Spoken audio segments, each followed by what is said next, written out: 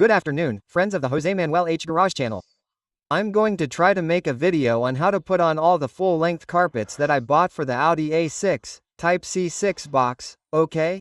Which goes from 2000, I think 2004, 2005 to 2011, 2012 or so more or less. Okay, C6 box. Mine is a 2.0 TDI from 2007. Well, let's take them out of the packaging and put them on. These are the carpets that cover it completely, so it looks like leather, although it's acrylic, although it's synthetic, logically, and I wanted there to be a color contrast. My upholstery is chocolate brown and I think this was light brown, if I remember correctly. Okay, so you could see a double color. And now there are two pieces, and from what I'm seeing, here come the adhesive Velcro, a lot of adhesive Velcro that will have to be put on both sides. I'll leave them out there.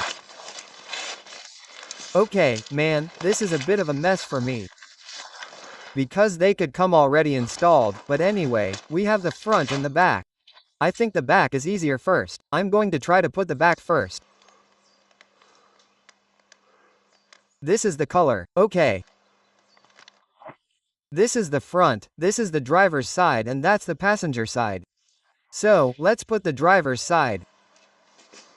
I'm not really convinced that I like this color combination as much as I thought, but anyway, I'm going to keep it for a while and see how it goes. Okay, so once this is installed, you see, these ridges here have to be put in here and all this has to be put in here so that it looks more integrated. And this here, you see all this, that has to be put in there. Here I'm going to try to do it. Do you see how I'm putting it in little by little, and the appearance changes quite a bit when it's installed correctly, to be honest? If we use these special tools for car paint brushes, you can get them on Amazon and they're very cheap.